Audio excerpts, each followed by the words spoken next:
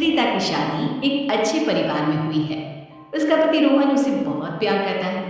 घर में उसकी सास शांति और ननद मीनाक्षी भी है, जो सरिता के किसी काम में दखल अंदाजी नहीं करती। लेकिन फिर भी सरिता को ऐसा लगता है कि दुनिया की सबसे ज्यादा बेचारी बहू वही है और सबसे ज्यादा अत्याचार उसी पर हो रहा है।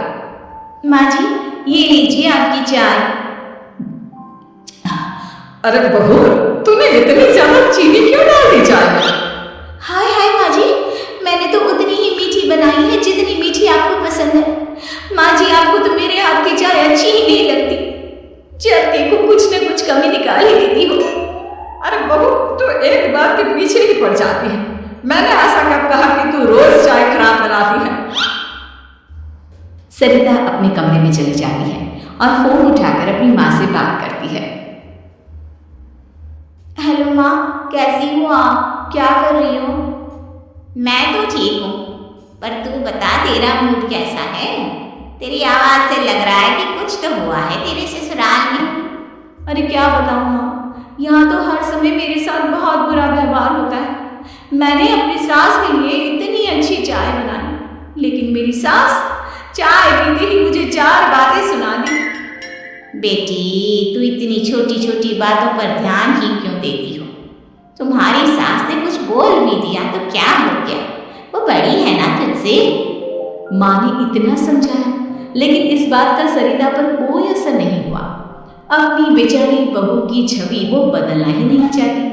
अगली सुबह सब नाश्ते के टेबल पर बैठकर नाश्ता कर रहे थे, तभी सरिता ने अपने पति से कहा, सुनिए जी, मुझे ना आज बाजार से कुछ सामान लेकर आना है। आज आप ऑफिस से आने के बाद मुझे लेकर चलना ना। भाभी, मुझे भी कुछ किताबें खरीदनी है। आप दोनों जा ही रहे हो तो मेरी किताबें भी ले आना। लो, अभी तो बात ही की है बाजार जाने की तो एक फरमाइश आ गई। माँ जी, आप भी बता दो कुछ, और हाँ, मोहल्ले वालों से भी बोल दो अगर वो कुछ मंगवाना चाहते हो तो। बेचारी मीनाक्षी अपना सा मुंह लेकर रह गई। ये सब देखकर रोहन से चुप नहीं रह गया और वो गुस्से में बोला, सरिता, क्या हो गया तुम्हें? मीनाक्षी ने तो सिर्फ किताबों के लिए बोला है। तुम्हें मीनाक्षी से इस तरह से बात नहीं करनी चाहिए। माफी मांगो उससे अब। क्या? मैं माफी मांगू? दिन भर आपके घर के काम करूं मैं, आपकी और आपके घर वालों की बातें सुनूं मैं, और अब माफी भी मैं मांगू? ऐसा कभी नहीं हो सकता। ये बोलकर सरिता वहां से चली जाती है। एक दिन उनकी पड़ोसन घर आती है। अरे सरिता, क्या कर रही है? और क्या करूंगी भाभी जी, बस घर का काम ही कर रही हूँ। आप बताओ कैसे आना हुआ? अरे मैं तो तुम्हारा हालचाल पूछने आई थी, लेकिन तुम तो बिजी लग रही हो। कोई बात नहीं, मैं बाद में आ जाऊंगी। और क्या करूँ भाभी जी, जब से शादी होकर आई हूँ ना, बस काम ही कर रही हूँ। और इस घर में ना कोई मेरी कदर नहीं करता। पति है जो बस घर से ऑफिस, ऑफिस से घर। ननद को तो कॉलेज से फुर्सत नहीं। बची सास तो उनका सारा समय मेरी गलतियां निकालने में लग जाता है। अरे ये क्या कह रही हो सरिता? तुम्हारी सास तो पूरे मोहल्ले में तुम्हारी तारीफ करती फिरती है कि तुम बहुत अच्छी हो, पूरा घर तुम्ही ने संभाल रखा है। हाँ तो क्या हुआ? इसमें गलत क्या कहती है? सच्ची तो कहती है। मेरी मर्जी के बिना इस घर का पत्ता भी नहीं हिलता। शाम को जब रोहन घर आया तो उसने सबसे कहा, कल हम सबको मौसी जी के घर जाना है। उनकी बेटी की शादी है। सब अपनी अपनी पैकिंग कर लो, सुबह होते ही निकल जाएंगे। और सरिता, तुम कान खोलकर सुन लो, वहां जाकर किसी की बुराई भलाई शुरू मत कर देना, नहीं तो मुझसे बुरा कोई नहीं होगा। हाय हाय जी, आप तो ऐसे कह रहे हो जैसे मैं सुबह शाम सबकी बुराई करती फिरती हूँ। आज तक कोई कह नहीं सकता कि मैंने किसी के पीठ पीछे किसी के बारे में कोई बुरी बात बोली हो तो। अरे बस बहू, बात को और ज्यादा आगे मत बढ़ा। हमें सब पता है तो हमारे साथ क्या व्यवहार करती है। ये बात घर तक रखना, शादी में किसी को कुछ मत बोलना, नहीं तो सब कहेंगे कि शांति की बहू कितना बोलती है। हाँ हाँ, सब कुछ तो मैं ही बोलती हूँ ना। आप लोग तो हर समय फूलों की बारिश करते रहते हो मेरे ऊपर। सारी गलती मेरी है जो मैं इस घर में आई, सबका कितना ध्यान रखती हूँ, लेकिन फिर भी मेरी तो आप लोगों की नजर में कोई कदर ही नहीं है। अगली सुबह सब लोग मौसी जी के घर पर चले जाते हैं। वहां पर शादी का माहौल होता है। सब जगह चहल पहल होती है, बहुत सारे मेहमान आए हैं। सरिता को वहां बहुत अच्छा लग रहा है। वो अपने मन में सोचती है, यहाँ कितना अच्छा लग रहा है, कितनी रौनक है। मैं यहाँ किसी से ज्यादा बात नहीं करूंगी। अगर मेरे मुंह से कुछ ऐसा वैसा निकल गया तो रोहन जी तो मुझसे गुस्सा हो जाएंगे। सरिता ये सब सोच ही रही थी कि वहां रोहन की कजिन साक्षी आई और सरिता से बोली, आप सरिता भाभी हो ना? जितना आपके बारे में सुना था, आप तो उससे भी ज्यादा सुंदर हो। हाँ वो तो है, मेरी सुंदरता की तारीफ सब करते हैं। मेरे मायके में तो सब यही बोलते हैं कि रोहन जी की किस्मत बहुत अच्छी है जिन्हें मैं मिली। लेकिन आप कौन है? मैंने आपको पहचाना नहीं। मैं रोहन भैया की कजिन हूँ। आपकी शादी पर नहीं आ पाई थी ना, इसलिए आप मुझसे मिले नहीं कभी। शांति मौसी और मीनाक्षी आपकी बहुत तारीफ करते हैं। क्या कहा तुमने? मेरी तारीफ?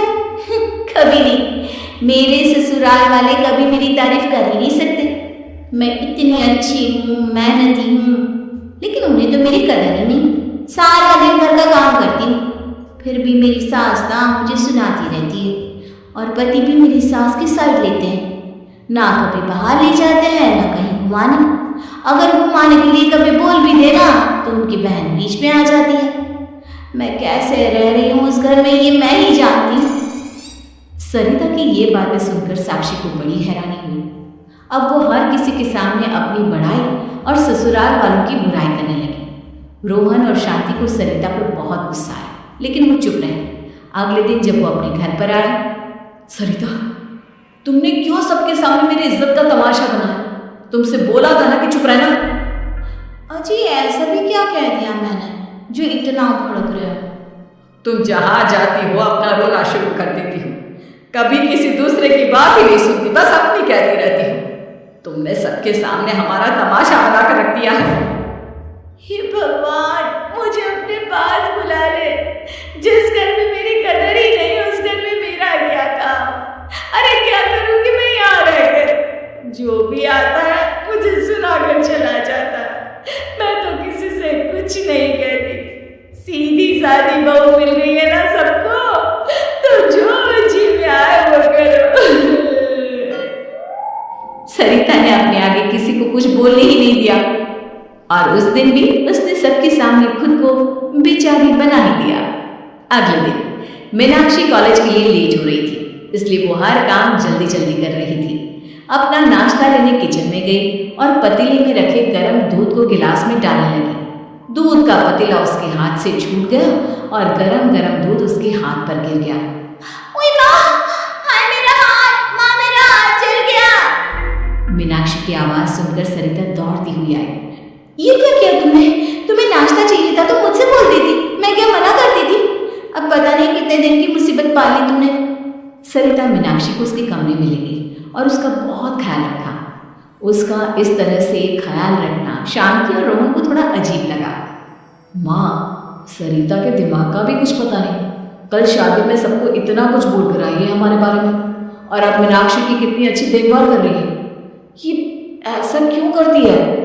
बेटा, तेरी बीवी की ना आदत हो गई सबके सामने खुद को बेचारी दिखाने की, और आदत इतनी जल्दी नहीं बदलती। जब ये बोलना शुरू करती है तो रुकने का नाम ही नहीं लेती, इसलिए इसे पता ही नहीं चलता कि ये किसके सामने क्या बोली जा रही है। लेकिन दिल की बहुत अच्छी है। हमें भी अपना दिल बड़ा करके ये जैसी है इसे